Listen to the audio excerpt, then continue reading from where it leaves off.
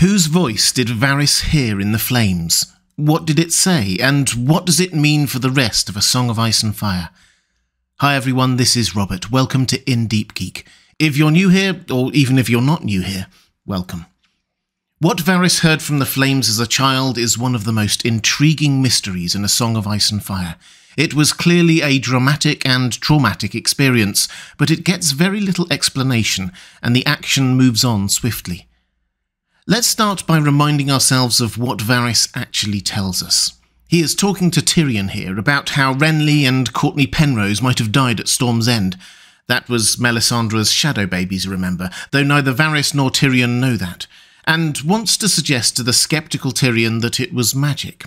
Tyrion expresses a healthy skepticism, and Varys responds by telling Tyrion the tale of how he became a eunuch when he was a young child working as part of a mummers' troupe in Essos. He says, "One day at Mere, a certain man came to our folly. After the performance, he made an offer for me that my master found too tempting to refuse. I was in terror. He gave me a potion that made me powerless to move or speak, yet did nothing to dull my senses.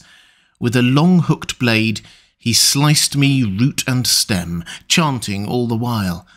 I watched him burn my manly parts on a brazier. The flames turned blue, and I heard a voice answer his call, though I did not understand the words they spoke.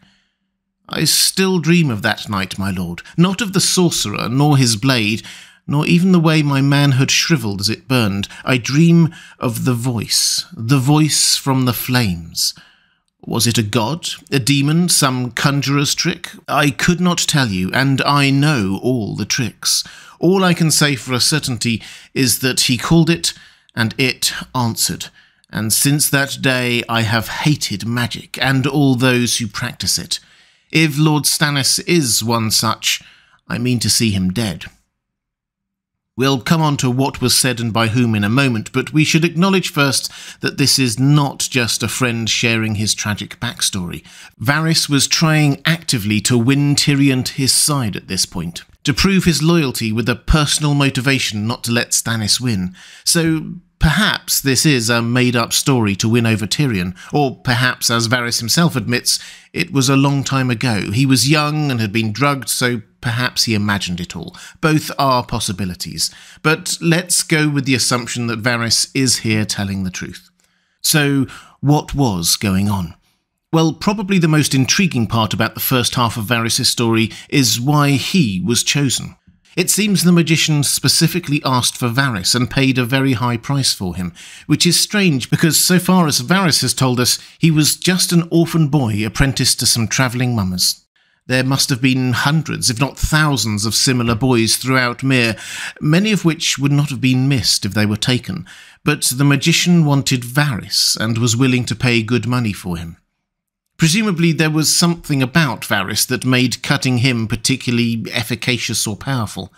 George R. R. Martin hasn't told us all the ins and outs of how magic works in his world, but magic clearly comes at a cost, and the greater the sacrifice, the greater the power of the magic.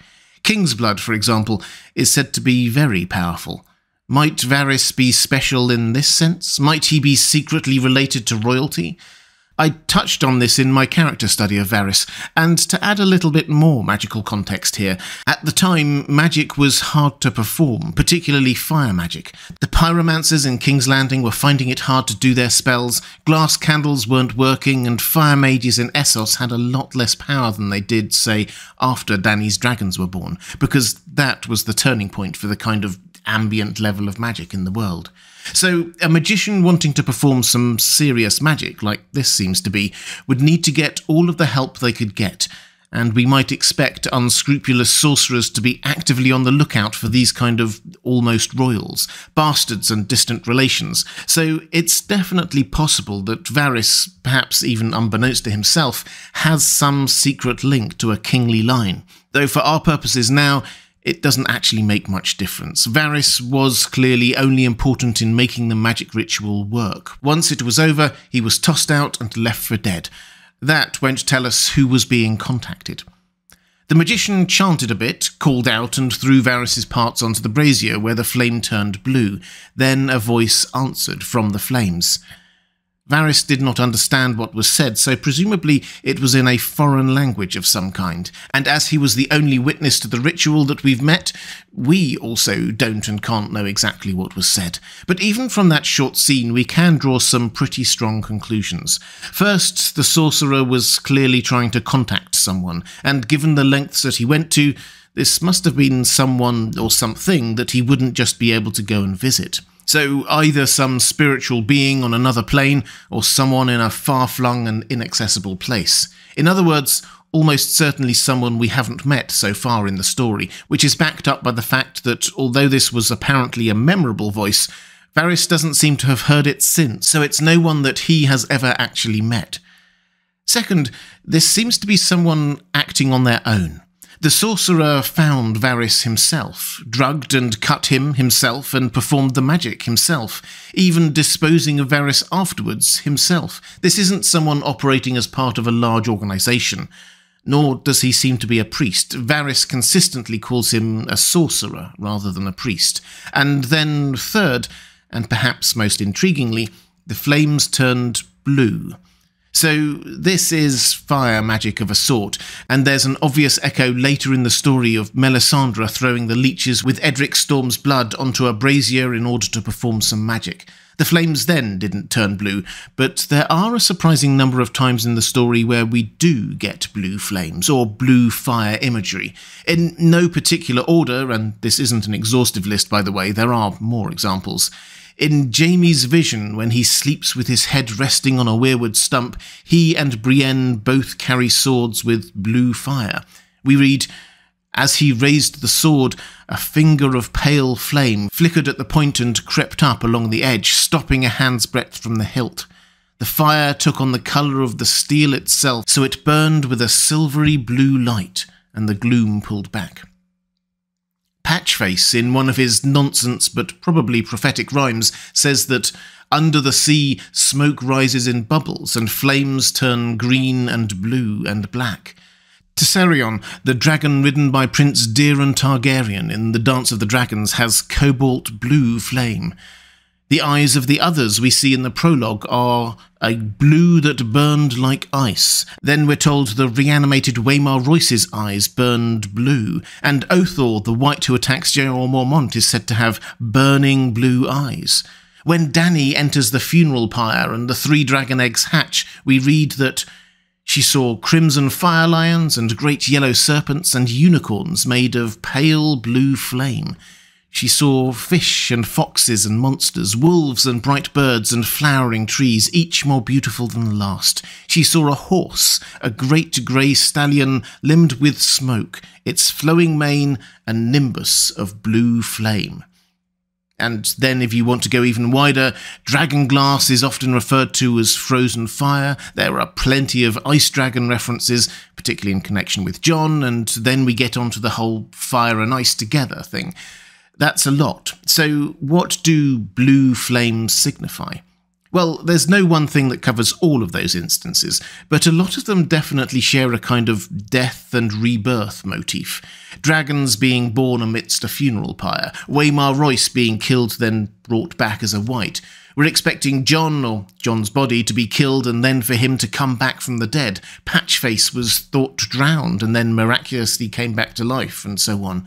And of course, fire and ice, or blue flames, are figuratively a representation of the meta-story itself, ice and fire at odds and also together. So what does all this mean? Well, feel free to speculate down in the comments section. I am ready for tinfoil on this. Could Varys have randomly overheard a conversation with the Great Other? Was this some pact with an unknown god? Simply some kind of long-distance communication? The truth is, though, that we don't know for sure. We simply don't have enough evidence to say definitively who or what that voice came from, or even, if we are even more honest, that this whole story wasn't just made up by Varys. Tyrion does notice that before he starts, Varys's voice changes subtly, perhaps as if this is a prepared speech or character that the old actor has used before. What I want to suggest to you is that we don't know, but that is okay. Maybe we'll learn more later in the story, but if we don't, this seems deliberate on George R. R. Martin's part. We aren't supposed to know. Varys doesn't know, and he was there. Tyrion certainly hasn't got an idea. As fans of A Song of Ice and Fire, we instinctively want to connect these kinds of loose threads to the larger story, but in a fully realised and complex world, not everything will connect together.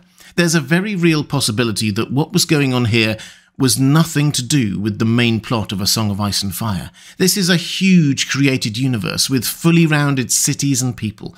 It would actually make it a lot smaller and less realistic a creation if all events and people and characters' pasts were tied in with this one main story. And when I say it was deliberate on George R. R. Martin's part, what I mean is that what he is wanting to show us is that the important thing here is the impact on Varys. As far as his character and story is concerned, what he heard is less important than how he reacted to it and how it affected him, how he let it shape his life. He was left to die and decided to live, to rise in power, driven by his hatred and fear of what had happened to him. It made him suspicious of magic, determined to succeed in life, and ultimately determined the person he became. This is a common theme in A Song of Ice and Fire.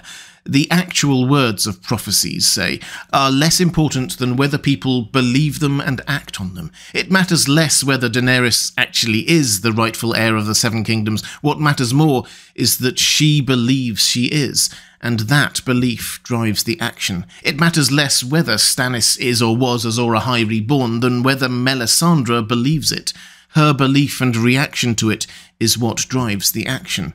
And it's the same here. What was actually said in that ritual and by whom is less important than the impact on Varys. His reaction to it is the foundation of who he is. But what do you think? Let me know in the comments below. As I said, tinfoil theories are very welcome on this one. If you'd like more videos about the world of A Song of Ice and Fire, including the other videos I have about Varys in this sort of series I'm doing, there's a link to my playlist on the left of your screen. Or if you'd like to support this channel, thank you. There's a link to my Patreon page on the right of your screen. That's all for this time. Thanks for watching. I'll see you again soon.